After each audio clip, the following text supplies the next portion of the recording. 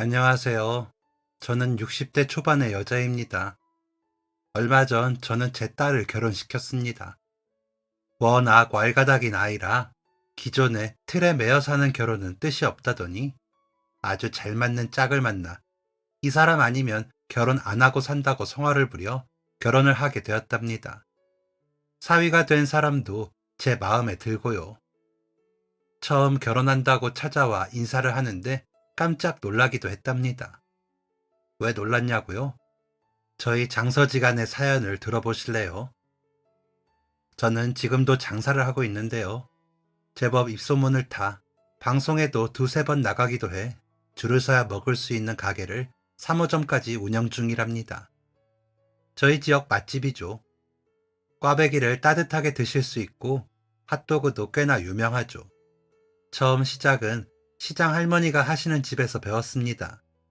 제가 그 시장에 있는 옷가게에서 일을 했거든요. 그런데 가만 보니 할머니가 혼자 하시는 그 꽈배기집이 괜찮더라고요. 간식으로 먹으려 몇 년 전 먹다가 그 맛에 반하기도 했고요. 가난한 집 첫째 딸이 할 수 있는 일이라곤 몸으로 부딪히는 것뿐이라 그때도 그렇게 무작정 뛰어들었습니다. 일하다 짬이 날 때면 할머니께가 괜히 말을 걸었죠. 그러면 성질 고약한 할머니는 퉁퉁거리며 꽈배기 안 먹을 거면 오지 마. 생글거리고 웃으면서 달라붙어서 뭐 얻어먹으려고 그러냐? 라며 면박을 주고는 노려보시더라고요.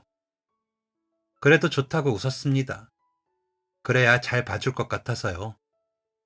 제가 가게 문을 열기도 전부터 장사 준비를 하시는 할머니를 돕기도 하고 제가 일이 끝날 때쯤에 정리하시는 할머니를 돕기도 했죠. 그러면 할머니께서는 퉁퉁거리시며 세상에 공짜는 없다. 그런데도 날로 먹으려는 놈들이 바글거리는데 그렇게 속을 내보이면서 생글거리면 수가 다 보인다. 라고 하시더니 그 후로는 좀 유연해지시더라고요. 그렇게 말씀하시는 할머니를 보면서도 웃었거든요.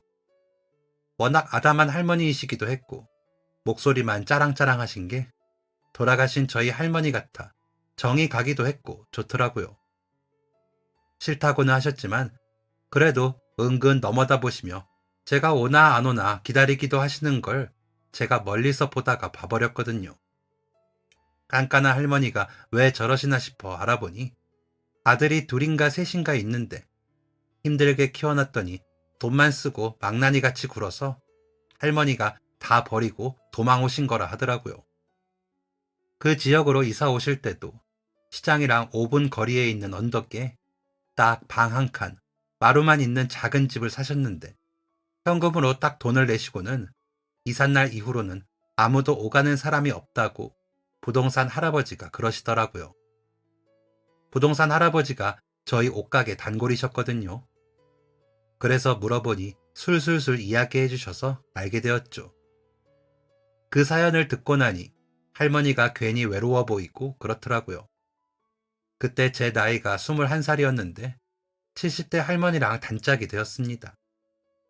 할머니 손에 자란 덕에 할머니들 취향을 잘 알던 것이 다행이기도 했습니다.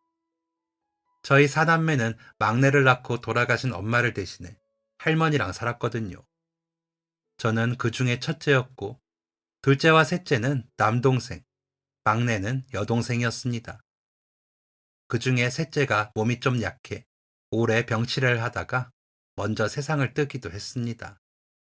그 충격에 할머니가 쓰러지셨고 그 후로 제가 병수발을 해야 했습니다. 둘째는 그래도 사내라고 돈을 번다며 신문도 돌리고 구두도 닦으러 다니더라고요. 막내는 그저 얌전하기만 해 말도 없이 입을 꾹 닫고 제 심부름을 했고요. 그런데도 할머니는 오래 버티지 못하고 돌아가셨습니다. 셋째가 태어난 지 10개월 만의 일이었기에 저희 남매들에게는 너무 고통스러웠습니다. 멀리 일을 하러 가신 아버지는 셋째 때와 마찬가지로 늦게 오셔서는 하염없이 눈물만 흘리셨죠. 내가 죄인이다 하시면서요. 3개월에 한 번씩 정도만 집에 오셔서 차려드리는 밥만 우걱우걱 드시고는 별 말씀도 없이 툭 돈만 주고 가시곤 하셨거든요. 셋째가 아플 때나 할머니가 편찮으실 때도 아버지는 눈도 맞추지 않으셨습니다. 그때는 그런 아버지가 원망스러웠는데 나이가 들고 보니 아버지도 두렵던 게 아닌가 하는 생각이 들어 조금은 이해가 되더라고요. 제가 기억하는 아버지는 동생들이 태어날 때도 집에 없던 사람이었습니다. 멀리 어딘가에서 고깃배를 탄다고 하셨는데 그러다 보니 연락도 쉽지 않다더니 그래도 셋째 떠날 때와 할머니 돌아가셨을 때는 연락이 됐는지 오셨더라고요. 그리고는 우셨죠. 저와 둘째, 막내는 또 보지도 않고 혼자 가슴을 치며 우셨어요. 장례가 마칠 때까지 아버지는 저희에게 아무 말도 없으셨습니다. 그리고는 돈만 저희 머리맡에 두고는 아침 일찍 가시고 안 계시더라고요. 그 후로 저는 동생들을 챙기느라 학교에는 잘 가지 못했습니다. 그때 제게 제일 쉬운 게 시장에서 일하는 것이었습니다. 집에서 가깝기도 했고 동생들이 오고 가기 쉬운 곳이었으니까요. 여차하면 집에 가 점심도 먹고 오기도 하고요. 기술은 없었어도 오고 가며 많이 본 곳이 시장이기도 했고요. 막내는 저보다 6살이 적은 아이인데 저와는 다르게 목소리도 작고 몸도 여리여리한 아이라 제가 걱정이 돼 자주 들여다보고 싶었거든요. 새초롬하게 내리깐 눈매며 옆모습이 엄마와 꼭 닮은 아이이기도 했죠. 저와 2살 터 어린 둘째는 도통 무슨 생각을 하는지 모르겠는 아이였는데 그래도 제 딴에는 도움이 되고 싶다며 이리저리 기웃거리며 일을 하다가 제게 걸려 혼이 나고는 했죠. 저는 학업을 제대로 마치지는 못했지만 동생들은 제대로 공부시키고 싶기도 했고 동생들이 고생하는 것도 싫더라고요. 그래서 저 하나 동생들을 위해 살자 다짐했죠. 태어나자마자 엄마를 잃고 젖도 제대로 먹지 못한 막내는 유난히 안쓰러웠고요. 할머니와 지내며 어깨너머로 배운 반찬들을 해놓고 옷도 빨고 하다 보면 밤이 늦었지만 그럼에도 저는 하나도 힘들지 않았습니다. 그저 동생들 잘 먹이고 입히고 하는 게 제 목표였고 사는 이유가 되었습니다. 아버지가 두고 가시는 돈은 혹시 모를 나중을 위해 모아두었습니다. 다 모으지는 못했고 쓰기도 했죠. 제가 버는 돈으로는 월세도 벅찰 때가 많았거든요. 그래도 언제 올지도 모르는 아버지가 주시는 돈을 다 쓸 수도 없었습니다. 제가 버는 돈으로 빠듯하게 살다가 부족한 부분만 채우고 하는 시기였죠. 다행히도 동생들은 제 말을 잘 들어주었습니다. 공부는 다들 못했습니다. 안 아프고 건강하기만 해줘도 고맙더라고요. 그저 제 곁에 있어주기만 해도 저는 감사할 따름이었습니다. 그런 제가 꽈배기 할머니와 잘 지내는 건 어쩌면 운명처럼 느껴졌습니다. 할머니는 소일거리로 하시는 일이라 하셨지만 꽈배기가 너무 맛있었습니다.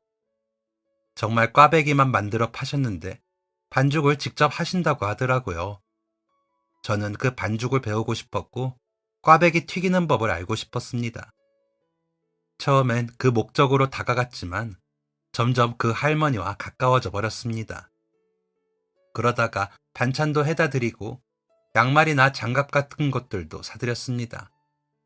저희 할머니께 해드리는 것 같아 괜히 찡할 때도 있더라고요. 저희 할머니께서 그런 것들을 받으셨으면 우리 선이가 사줘서 더 따뜻하고 좋다 라며 환하게 웃으셨을 것 같아 마음이 아프기도 했습니다. 꽈배기 할머니께서는 준다니 받으마 하여간 보통 여시가 아니야 라며 웃으시면서 반찬 간도 보시고 양말도 펼쳐보시곤 하셨습니다. 그렇게 4개월 정도를 할머니와 가까이 지낸 결과 할머니는 아침마다 저에게 반죽 비법을 알려주시고는 하셨습니다. 원래는 그런 비법 안 가르쳐 주잖아요. 그런데 그렇게 쉽게 할머니가 비법을 전수해 주신 이유는 간단했습니다. 제가 잘 배워서 잘 써먹을 수 있을 것 같았다고 하시더라고요. 옷가게에서 일하기에 처음에는 멋이나 부리고 머리가 빈 그런 애인 줄 아셨대요. 그런데 옷가게에서 일하게 된 사정을 제가 자리 비운 사이 사장님께 들으시고 저도 한사연 하는 애구나 싶어 정이 들었다 하시더라고요. 사람이 그래도 하나는 붙잡고 있으면 되는 거야. 당장에 써먹지는 못해도 배워놔. 그러면 언젠가는 다 써먹게 된다. 그런 걸 기회라고 하는 거지. 라고 하시면서 저에게 할머니가 아시는 모든 비법을 전수해 주셨습니다. 그렇다고 옷가게를 그만두지는 못했습니다. 그만두면 당장의 생활을 못하니까요. 그래서 더 일찍 일어나 할머니 가게에 미리 가 정리를 해놓고 더 늦게까지 동생들이 먹을 반찬을 만들고 갔습니다. 시장이 문을 닫을 때쯤 싸게 파는 것들로 사서 집으로 가곤 했거든요. 아침에 도시락도 싸야 하니 다음날 먹을 수 있게 만들어 놓고 자야 다음날 조금 편하더라고요. 빨래는 동생들이 해줘서 일이 좀 줄긴 했지만 그래도 더 일찍 일어나고 더 늦게 자다 보니 더 피곤하긴 하더라고요. 그러는 동안에도 아버지는 간간히 들러 돈을 놓고 가곤 하셨습니다. 있는 반찬에 밥이나 차려낼 줄 알지. 언제 오냐, 어디로 가냐 묻는 자식들도 없는데 꾸준히 오기도 쉽지 않으셨을 거라 생각합니다. 어쩌면 그때 아버지가 세상에서 제일 외로운 분이 아니었을까 싶기도 하고요. 아이를 넷이나 낳은 아내를 갑작스럽게 잃고 어린 아들을 잃고 대신 자식을 길러주던 어머니를 잃은 남자의 쓸쓸함을 누가 메꿔줄 수 있는지 정말 마음이 우르르르 쏟아지는 것처럼 느껴졌을 거라는 생각이 들거든요. 가족을 잃는다는 게 얼마나 아픈 일인지 저도 알고 있었음에도 그때는 왜 아버지의 마음을 생각하지 못했을까 후회가 되기도 합니다. 그래서인지 아버지는 나이가 들어 더 이상 배를 타지 못하셨어도 저와 동생들에게 기대려고 하지 않으셨습니다. 어디서 지내시는지, 누구와 지내시는지 말도 없이 오셨다 훌쩍 가시더라고요. 저 역시 그런 아버지에게 한 번도 먼저 근황을 묻거나 살갑게 하지는 못했습니다. 그저 동생들 잘 먹이고 입힐 생각에 정신이 없었으니까요. 그런데 동생들은 저와 달랐는지 아버지께 전화도 드리고 옷도 선물하고 했더라고요. 저는 그런 사실도 모르고 있다가 나중에 한참이 지난 후에야 알게 되었죠. 꽈배기 할머니는 그런 제가 안쓰러워 보이신 건지 의지를 봐주신 건지 모르겠지만 제게 곁을 내주시고 저를 가르치셨습니다. 저도 열심히 배웠고요. 그렇게 6개월쯤 배웠을까 이제 좀 기술이 손에 익을까 했더니 할머니께서 나 이제 장사 안 하려고 쉬고 싶다 하시더라고요. 너무 갑작스러워. 갑자기요? 그럼 나는 어떻게 해요? 라고 물으니 저를 힐끗 보시더니 뭘 어째 배운 걸로 꽈배기 만들어 팔아보던가 아니면 계속 옷이나 팔아. 사람 귀찮게 매달려 가르쳐놨더니 책임져야 해. 알아서 살아. 나는 내 한 몸 건사하는 것도 힘들어 이제. 고향으로 갈 거야. 동생들이 거기 살거든. 이라고 하시며 주섬주섬 가게 정리를 하시더라고요. 괜히 서운한 마음도 들고 앞으로 어찌 해야 하나 싶어 입만 삐죽거리고 있는데 이 자리에서 너가 좀 해봐. 한동안은 내가 오고 갈 테니 가게세 미리 낸 게 아까워서 그래. 한 4개월 남았어. 그때 돼서 내 목 달라 하지 말고 장사하다 그대로 나가. 나는 그쯤에는 이 동네 없으니까 재료비며 그런 것도 너가 알아서 해. 그렇게 아무것도 없이 해보고 잘 되면 다행이고 뭐 안 되면 경험인 거지 라고 하시더라고요. 할머니가 만들어주신 기회를 놓칠 순 없었습니다. 그래서 그 다음 날부터 옷가게와 꽈배기집을 오고 가며 장사를 시작했습니다. 허둥지둥 엉망진창이었죠. 어느 것 하나 놓지 못하고 장사를 했으니까요. 꽈배기는 처음 몇 번은 실수도 하고 손도 다치고 어깨도 빠질 것 같았습니다. 옷가게에서 나름 힘 좀 쓴다 했는데 작은 꽈배기가 힘이 많이 들어가더라고요. 꽈배기를 만들 때는 동생들 생각이 많이 났습니다. 특히나 셋째 동생이 생각이 많이 났죠. 간식을 좋아했거든요. 이름도 제대로 알 수 없는 병에 걸려 어머니 손에 가장 오래 안겨있던 아이였지만 그렇게 짧은 생을 마치고 떠난 그 아이가 그렇게 생각이 나더라고요.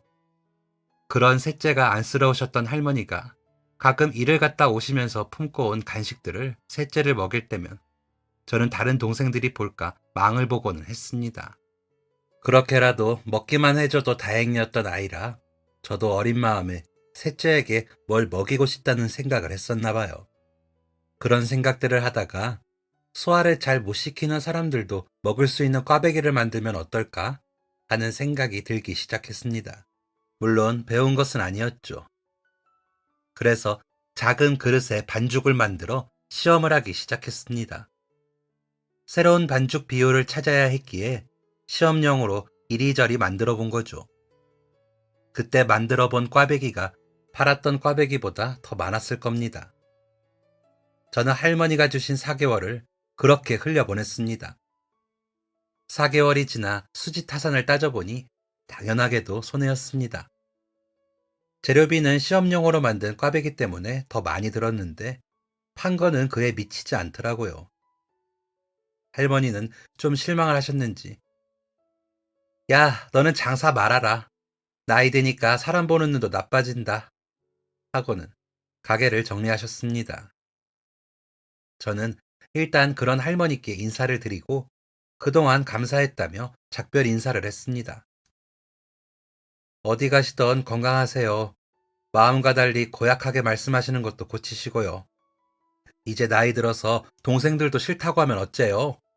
라고 하니 할머니는 막 웃으시면서 싫다면 어쩔 수 없지. 사실은 내가 전쟁으로 고아원에서 살았어. 애도 아닌데 고아원에서 잡일이나 시키면서 나를 거두었지. 그 고아원에 재산 다 기부하고 거기로 가. 죽기 전까지 거기서 지내고 싶어서. 그래도 내쫓을까? 라며 막 웃으시더라고요. 그러고는 할머니는 떠나셨습니다. 그때부터는 제 몫이었습니다. 저는 심혈을 기울여 매일 밤 꽈배기를 만들었습니다. 동생들은 온 집안에 기름 냄새, 설탕 냄새가 난다며 싫어했죠. 그래도 어쩝니까? 저는 그 꽈배기로 장사를 하고 싶었는데요. 그러다 핫도그도 만들어 보고 고로케도 만들어 보면서 이런저런 방법을 찾았습니다. 그러지 않으면 감이 잡히지 않더라고요. 손 감각도 잊지 않으려 노력했습니다. 그렇게 한 5개월 정도 반죽에 열을 올리며 시험용 꽈배기를 만들었습니다. 제 노트는 점점 더 채워졌고 가루 비율, 기름 온도에 신경을 많이 썼죠. 막내는 그런 저를 보며 언니, 실험실에 미친 과학자 같아 라고 웃더라고요. 그 얘기에 저도 깨르르 웃어버렸습니다. 동생 말이 너무 잘 들어맞더라고요. 밤만 되면 밀가루 범벅인 제가 웃기긴 했거든요.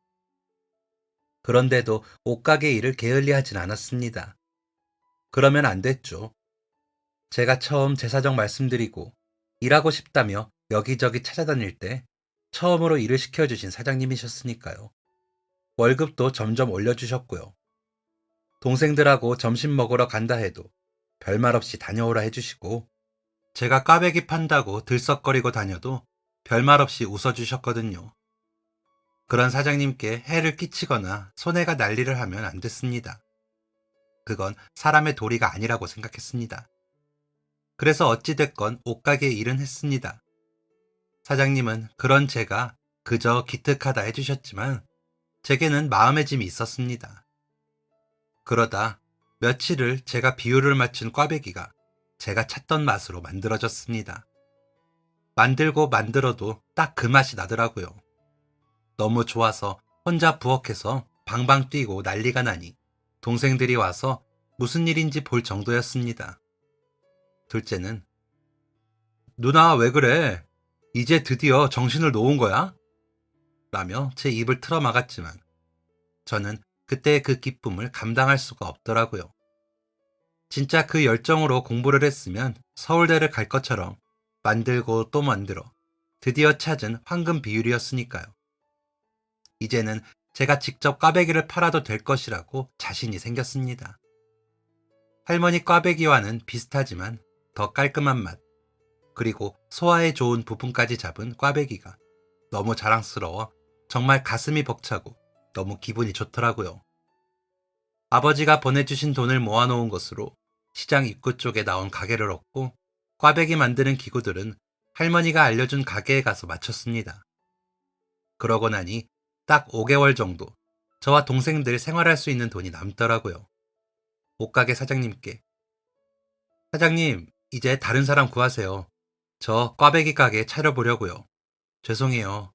제가 저 혼자 살겠다고 이렇게 갑자기 그만두겠다 말씀드려서 라고 너무 죄송한 마음으로 말씀을 드렸습니다. 그러자 사장님께서는 그간 선이 고생한 거 내가 다 아는데 죄송하긴 뭐가 죄송해.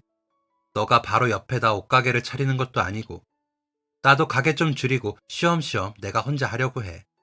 다른 애들이 너처럼 일해줄까도 싶고 나도 새벽 시장 가서 옷 떼어오는 것도 힘들고 잘 됐다.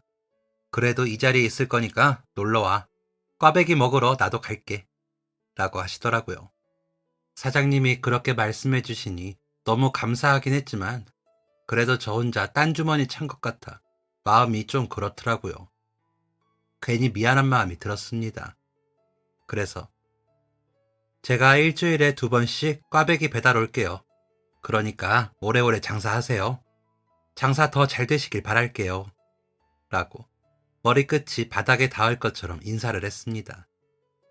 제 주변에 그런 좋은 어른들이 계셔주셔서 제가 시장에서 17살부터 지내면서도 나쁜 물 안 들고 착실하게 잘 자랄 수 있었다고 생각합니다.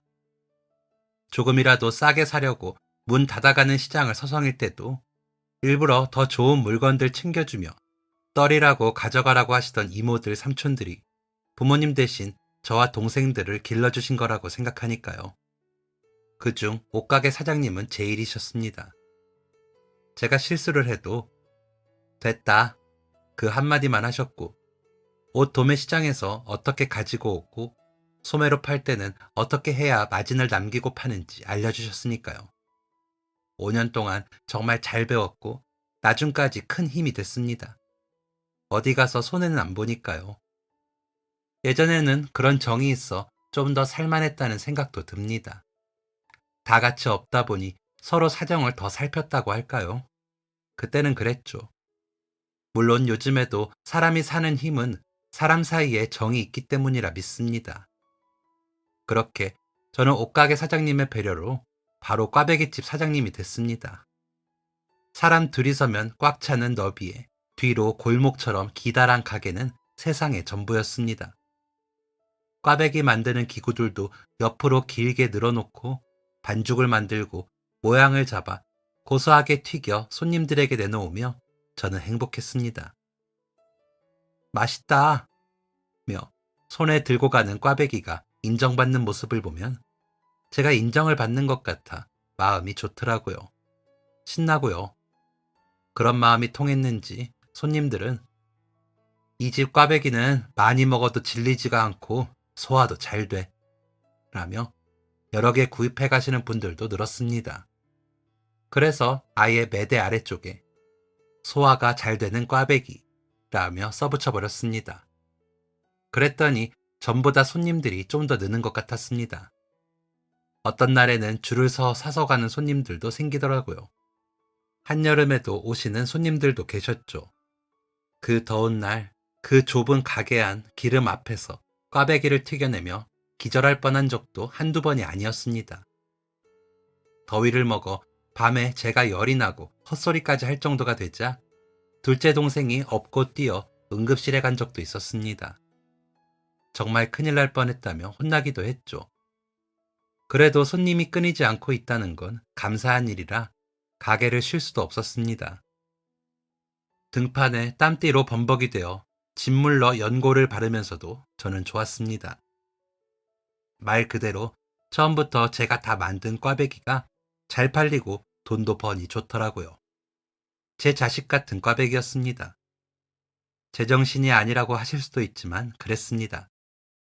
그러다 둘째 동생이 졸업을 하고 공장에 취업을 하겠다고 하기에 와서 누나 일 좀 도와라. 내가 혼자 하기가 벅차 그래. 가게 좀 더 넓히자. 바로 옆에 가게 나왔더라고. 이사 가는 것도 금방 하니까 가자. 라며 붙들었습니다. 처음 가게 바로 옆에 비슷한 구조인데 딱 4~5사람이 서면 꽉 차는 2배 정도 크기의 가게를 내놓으셨다기에 제가 바로 가서 계약을 했거든요. 조금 가게를 넓히면서 연습했던 핫도그도 튀기고 그렇게도 만들까 싶기도 했고요. 빵집처럼 우유나 주스 같은 것도 같이 팔면 좀 더 낫지 않을까 싶기도 했죠. 그러려니 공간이 더 필요하더라고요. 그래서 무리를 해서라도 욕심을 냈습니다. 제 예상은 적중했습니다. 손님은 더 늘었고 장사는 더 잘 됐죠. 물론 동생은 힘들어 했지만 이익금의 4분의 1을 동생에게 주었습니다.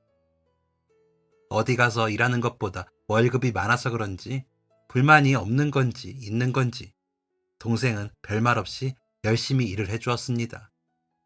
저에게 부지런히 배우면서요. 동생이 같이 고생을 해주니 저도 더 힘이 나는 것 같더라고요. 그러다 단골 손님 중 형제가 오셔서 꽈배기를 사드시는 손님과 인사를 하며 지내는 사이가 되었습니다. 매일 땀으로 범벅이 된 제게 오늘도 예쁘시네요 하는 그 사람의 말이 부끄러웠지만 듣기 싫지 않더라고요. 25살이 될 때까지 연애도 한 번 못한 저였기에 남자가 그런 나쁘끄러운 소리를 하며 웃으니 마음을 뺏긴 것도 같습니다. 그래도 제일 우선은 장사였습니다. 그래서 그냥 잠깐의 휴식처럼 그 손님들을 기다리기도 했습니다. 그러던 어느 날 키가 조금 더 큰 남자가 꽈배기를 사고도 안 가고 서서 사장님, 혹시 남자친구 있어요? 라고 묻는 겁니다.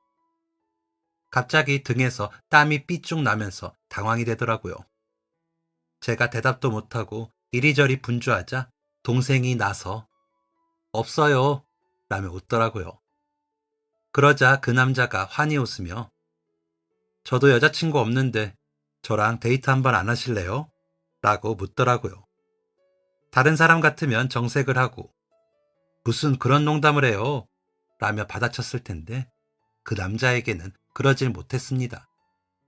그날 저녁 저는 그 남자를 만났습니다. 늦은 저녁 시간이라 고기나 먹자며 시장 구석에 있던 작은 포장마차에 가서 닭똥집 볶음을 사주는데 너무 맛있더라고요. 그날 처음 먹은 음식이었거든요. 제가 가진 건 많이 없어요. 어머니가 혼자서 저희 쌍둥이 형제 키워주셨고 동생과 저는 고등학교 졸업한 후로 공장에 취직해서 일하고 있고요. 동생이 꽈배기를 좋아해 갔다가 사장님 보고 반해서 그 후로는 제가 가자고 졸랐어요. 제가 많이 부족하지만 괜찮으시다면 만나보고 싶습니다. 라며 진지한 얼굴로 말하는 그 사람의 얼굴이 빛나 보였습니다. 저는 할머니가 키워주셨는데 몇 해 전에 돌아가셨어요. 아직 고등학교 다니는 막내가 있는데 걔는 간호사가 꿈이라 공부를 더 하고 싶대요.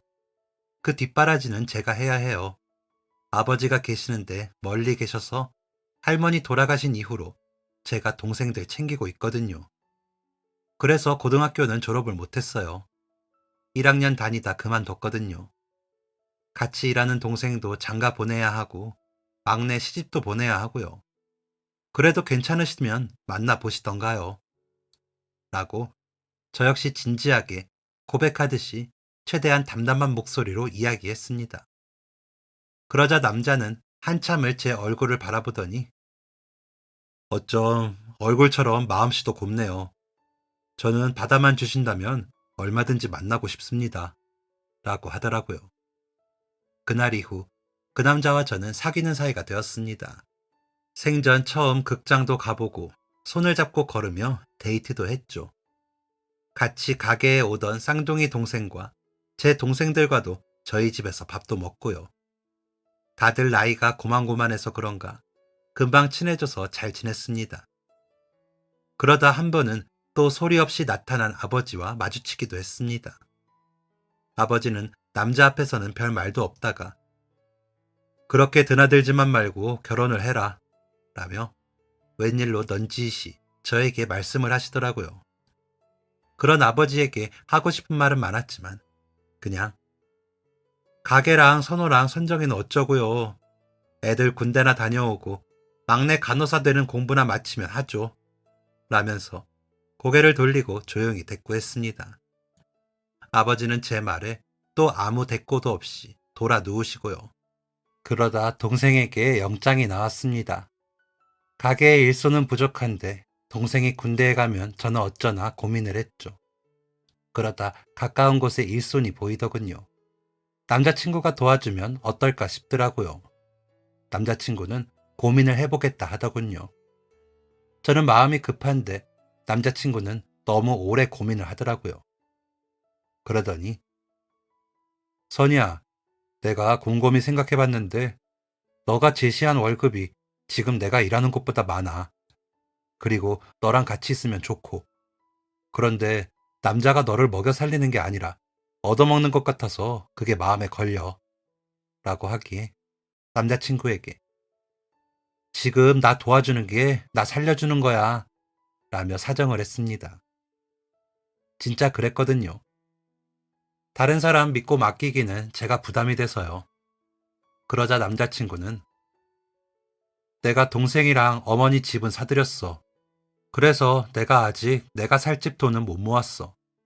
그래도 어차피 이렇게 된 거 우리 결혼할래? 라며 품에서 반지를 꺼내주더라고요. 그렇게 저는 남자친구와 결혼을 했습니다. 동생들 뒷바라지는 약속을 받고요. 그렇게 남편과 저는 열심히 일을 했습니다. 다행히 가게는 계속 잘 됐죠. 막내는 정말로 간호사가 되어 병원에 취직을 했습니다. 둘째는 제가 임신을 하고 아이를 낳을 때 제대를 해 저 대신 일하기도 했죠. 딸아이를 키우면서 일하는 건 동생들 뒷바라지 할 때랑은 또 달랐습니다. 동생, 남편, 저 교대로 집에 가 아이를 돌보고 가게 일을 했습니다. 그러다 아이가 유치원을 갈 때쯤에는 가게가 더 잘 됐습니다. 그러다 사고가 한 번 났죠. 가게에 불이 났거든요. 지나는 행인이 술을 먹고 담배를 던졌는데 그게 기름에 붙으면서 불이 났습니다. 그때 기름통 앞에 있던 남편의 어깨에 불이 붙어 큰일 날 뻔했습니다. 바로 병원으로 갔지만 아직도 남편 어깨에는 화상 자국이 있습니다. 그때 그 행인을 잡아 경찰에 넘기긴 했지만 돈 없다고 잡아떼는 바람에 보상은 못 받고 그 사람은 감옥에 갔다고 하더라고요. 남편은 4년 정도를 치료를 받았습니다. 그렇게 해도 가끔 뜨겁다고 하더라고요. 떡 본 김에 제사 지낸다고 했던가요? 저는 그때 근처 다른 곳에 2호점을 냈습니다. 그리고 1호점을 더 깨끗하고 환기시설을 만들어 재정비를 했습니다. 2호점에서 장사를 계속하다가 1호점 공사가 끝나고 또 장사를 했죠. IMF에도 꽈배기는 부담이 적어 그랬는지 큰 타격은 없었습니다. 그래서 그때 맛집으로 방송도 탔죠. 소화가 잘 되는 꽈배기라는 타이틀로요. 다들 힘든 IMF 시기에 장사가 잘 되고 2호점까지 운영하는 맛집이라고 방송이 나가자 손님은 더 늘었습니다. 다들 시장에 꽈배기 먹으러 온다 할 정도였죠. 매상의 제일은 꽈배기였고 그 다음은 핫도그였습니다. 그래서 고로케는 빼고 1호점은 남편과 제가, 2호점은 동생과 시동생이 했습니다. 시어머니께서는 두 아들이 꽈배기나 만든다며 싫어하셨습니다. 그래도 월급을 꼬박꼬박 받고 생활비 드리니 별 말은 안 하시더라고요. 그런데 남편이 다치고 나서는 다른 일 찾아가라고 성하셨는데 시동생까지 일을 하게 되니 단단히 화가 나셔서는 저만 보면 인상을 쓰셨죠. 그래도 시동생이 장가갈 때 제가 많이 보태자 조금 나아지시더라고요. 시동생도 엄마, 형수가 월급 많이 줘. 형도 그만큼 받아. 라며 이야기할 때는 살짝 웃기도 하시고요. 저는 다 알아도 그저 모르는 척 했습니다. 그런 쪽으로 기운 빼기 싫어서요. 장사도 바쁜데 말이죠. 그런데 어느 날 막내가 집에서 울고 있더라고요. 깜짝 놀랐죠. 그래서 왜 그러냐 물었더니 아버지가 많이 아프신데 혼자 병원 가셨나 봐. 너무 힘드셨는지 전화를 하셨는데 아버지 계신 대로 올 수 있냐고 하면서 주소 알려주셨거든. 근데 바로 저쪽 골목 옆이야. 배 타러 안 가신 지도 한참 되셨대. 사위도 있는 집에 오실 수가 없었다고. 라면서 울더라고요. 아버지를 챙겨야겠다는 생각을 그때까지 왜 한 번을 못했는지 모르겠습니다. 동생들 챙기는 것 반만큼만 챙겼어도 그런 상황은 안 만들었을 텐데 마음이 너무 안 좋더라고요. 둘째 동생도 듣고 너무 속상해 하고요. 그래서 일단 아버지를 병원으로 모시고 저와 남편, 아이가 지낼 집을 구했습니다. 지내던 집에서 멀지 않은 곳에 구하려고 했는데 쉽지 않더라고요. 최대한 가까운 곳에 집을 구하고 처음으로 저희 가족만 지내는 집을 만들었습니다. 그리고 퇴원하시는 아버지를 집으로 모셨습니다. 아버지 집이니까요. 그리고 그동안 아버지가 주셨던 생활비 모은 통장을 내밀어 드렸습니다. 아버지는 됐다 하셨지만 저한테만 주신 돈 아니잖아요. 가지고 계세요. 쓰고 싶은데 쓰시고요. 그리고 저희한테 최선 다하신 거 알아요. 혼자 외롭게 지내지 마세요. 라고 말씀드리고 통장을 챙기시라고 말씀드렸습니다. 그리고 얼마 뒤 둘째가 장가를 갔습니다. 올케는 밝은 사람이었죠. 그러더니 형님, 저도 형님 하시는 거 배울까 봐요. 저도 뭔가 보탬이 되고 싶어요. 월급은 안 주셔도 돼요. 저 진짜 잘할 수 있어요. 라고 하더라고요. 그러더니 아버님하고 제가 같이 배우는 건 어떠세요? 교대로 쉴 수도 있고 아버님이랑 저랑 맨날 집에서 벽 보고 있어요. 그러고 있으면 뭐가 나오나요? 라고 웃으면서 말을 하는데 아버지는 2호점, 올케는 1호점에서 일하면 되겠다 싶더라고요. 그렇게 저희 온 가족이 꽈배기에 매달렸습니다. 그래서 더 열심히 더 좋은 꽈배기를 만들었습니다. 그러다 한 번 더 방송을 타게 되었습니다. 20년 전통 꽈배기 집으로요. 장사는 더 잘 됐습니다. 오시는 손님들께 번호표를 드려야 했죠. 2호점도 마찬가지였습니다. 그런데 맛은 같아 어디를 가든 그 맛인데도 꼭 본점을 이용하시는 분들이 계시더라고요. 그래서 1호점이 더 바빴습니다. 주말에는 재료가 떨어져 조기 영업 종료를 해야 하는 날도 생겼습니다. 그러자 애가 탄 손님들이 더 찾아오시더라고요. 고마운 일이었습니다. 그날도 재료가 떨어져 가게 문을 닫고 정리를 하는데 할머니 한 분이 오셨습니다. 저기, 우리 손자가 여기 꽈배기가 TV에 나왔다고 꼭 좀 먹고 싶다는데 문을 닫은 건가요? 라며 조심스레 물으시는 그 얼굴에 안타까움이 묻어나더라고요. 어쩌죠? 오늘은 저희가 영업이 끝났어요. 반죽이 있으면 해드리는데 저기 2호점도 반죽이 없다고 하더라고요. 어쩌죠? 라며 이야기를 했습니다. 그러자 할머니는 아이고 내가 늦었네. 어쩌나 우리 애가 몸이 안 좋아서 도통 못 먹다가 먹고 싶다 그래서 너무 미안한데 어떻게 안 될까요? 라고 하시는데 돌아가신 할머니 생각도 나고 셋째 생각도 나더라고요. 어쩌면 할머니도 그 할머니처럼 초라한 행색으로 아픈 셋째가 먹을 것 찾느라 시장을 기웃거리며 다니셨을지도 모른다는 생각을 하니 그냥 그렇게 돌려보내드릴 수가 없더라고요. 그래서 제가 할머니, 혹시 댁이 어디쯤이세요? 가까우면 제가 내일 아침에 제일 먼저 튀긴 걸로 배달해 드릴게요. 오늘 저녁만 다른 간식 먹이실 수 있으세요? 제가 저쪽에 파는 호떡이라도 사드릴게요. 라며 말씀을 드렸습니다. 그러자 할머니는 제 손을 잡으시더니 어머나, 너무 고마워요. 내가 부탁 좀 해도 될까요? 내가 어지간해서는 안 그러는데 우리 애가 많이 아픈 애라 미안해요. 라며 미소를 지으시는데 할머니 생각에 눈물이 차고 코끝이 찡하더라고요. 할머니가 적어주신 주소대로 다음날 제일 먼저 튀긴 꽈배기를 들고 갔습니다. 가면서 예상은 했지만 꼬불꼬불한 골목 가장 위쪽 작은 대문이더라고요. 숨이 목끝까지 차고 헉헉 소리가 절로 났습니다. 문을 두드리니 할머니가 나오시더라고요. 저를 보시자 너무 반가워하시면서 고개를 숙이고 고마워요. 고마워요. 그러지 말고 들어와서 물이라도 한잔하고 가요. 라며 저를 이끌었습니다. 들어간 집안은 밖에서 볼 때보다 더 작고 아침인데도 볕이 들지 않더군요. 방 한쪽에는 저희 딸만한 아이가 병색이 완연한 얼굴로 앉아있고요. 꽈배기를 보더니 반가워하며 저에게 감사하다고 하는 그 모습도 아파 보였습니다. 애미랑 애비는 새벽부터 일을 나가 늦게 들어와서 내가 돌보는데 먹는 거 먹이는 게 제일 힘들어요. 입이 짧아서. 그런데 TV를 보더니 그 집이 우리 동네라며 지나다 봤다 그러더라고. 소화가 잘 된다고 나오니까 먹어보고 싶다고. 그래서 내가 갔는데 줄이 길어서 나중에 와야지 하다가 그 시간에 갔어요. 너무 미안해요. 고맙고요. 라며 다시 고개를 숙이셨습니다. 다행히도 아이는 따뜻해서 맛있다며 좋아하더라고요. 헉헉 소리를 내며 올라온 보람이 있었습니다. 아이가 잘 먹는 것을 보고 돌아서 나오는데 아이의 다른 내복이며 여러 번 기운 할머니 양말이 눈에 자꾸 밟히더라고요.